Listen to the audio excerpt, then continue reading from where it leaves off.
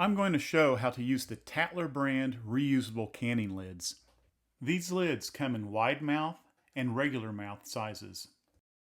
When unboxing, you will find 12 plastic lids and 12 rubber rings, all of which are BPA free. Set up your canning station for any recipe and sterilize your jars in boiling water. Meanwhile, load each plastic lid with one rubber ring in this manner.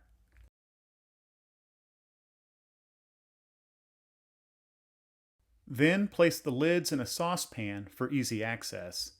There's no reason to turn the burner on this pan. Next, remove the hot jars from the boiling water and fill them with whatever contents that you are canning. Organize your canning station per recipe. In this case, I'm canning dilly beans, so I'm using a water bath method due to the heavy vinegar brine. However, these lids can also be used in a pressure canner recipe. Next, fill the jars, leaving a proper headspace. Then, take another saucepan and scoop out some boiling water from the canner. Gently pour over the lids and rings, scalding them before use. Now, prep the jars before receiving the lids by wiping the rims clean using a dry cloth.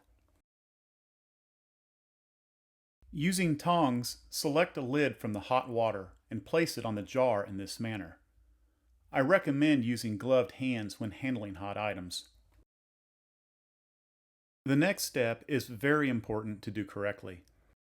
Take a band and loosely thread it on the jar with your fingertips, threading only until it stops. Do not tighten any further than this. As soon as you feel contact, it's ready for processing. Here's another view. Now, using jar lifters, load the canner with the jars and process per recipe instructions. Once the processing time is finished, take the lifters and remove each jar one at a time, placing them on a towel. Next is the second very important step. Immediately, tighten the band down firmly using gloved hands.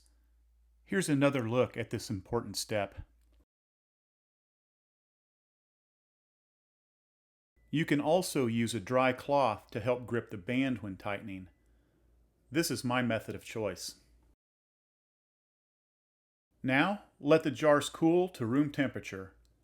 I usually allow 12 to 24 hours. Once cooled, remove the bands and test the lids to see if they are sealed. Unlike traditional lids, these don't make the popping sound when they seal.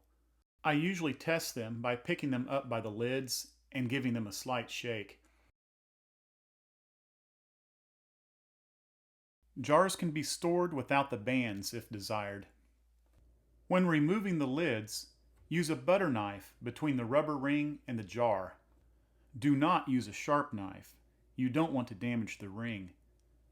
You can also use a Tattler Lid Opener. I purchased this one from their website. This is my method of choice.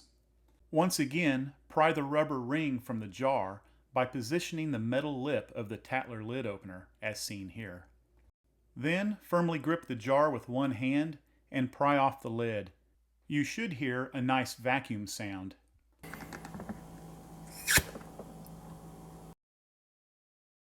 After opening a jar, it can be rebanded and stored in the refrigerator. When finished using the lids and rings, wash, dry, and store for future use. Always inspect the rubber rings and discard if you see any that are cut, damaged, or deformed.